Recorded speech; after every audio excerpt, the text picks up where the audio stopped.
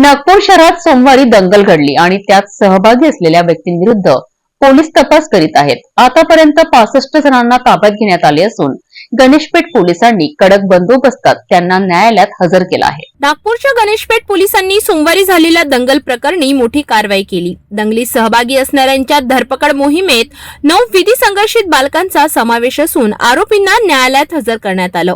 संचारबंदी अजूनही कायम आहे आणि अनेक पोलीस स्टेशन हद्दीत कडक पोलीस बंदोबस्त ठेवण्यात आला आहे.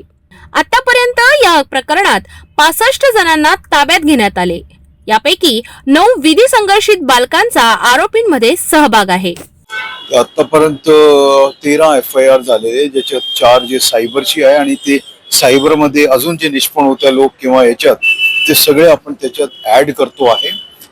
तसेच आता जवळपास 100चे पुढे लोक अरेस्ट झालेले आहे. आता पुढे आज किती झालेले आहे ते आकडा आता थोड्या वेळानंतर आम्हाला मिळेल. ते आम्ही पाहतो, कारण वेगवेगळे पोलीस स्टेशन मध्ये 13 FIRs आहे. ते असेसमेंट आता रात्रीपर्यंत येईल आणि आम्ही तुम्हाला सांगू शकतो.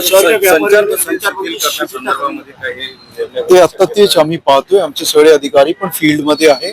आता रमजानचा महिना चालू आहे आणि इतर सगळे सण पण समोर आहे. तर त्या अनुषंगाने आमचे सगळे अधिकारी शहरात बघतात परिस्थिती आणि आमचे सगळे वरिष्ठ अधिकारी, कनिष्ठ अधिकारी हे सगळे फील्ड मध्ये आहे आणि पाहत आहे.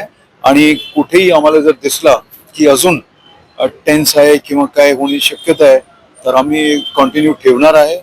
परंतु जर वाटलं की शांतता आहे, कुठलाही इश्यू नाही आहे आणि कोणी याच्यात अजून तेढ निर्माण करणार नाही, आपण तसं निर्णय घेऊ. चालू आहे आणि जे लोक इन्वॉल्व होते तेही अपन अजूनही शोधतो है. देखिए, मैं एज अ पुलिस ऑफिसर आपको बताने देना चाहता हूँ, इन्वेस्टिगेशन में जो भी चीजें सामने आ रही है हम उसके हिसाब से कार्रवाई कर रहे हैं. एनआई का कोई रोल है, कोई आई है टीम आने वाली है?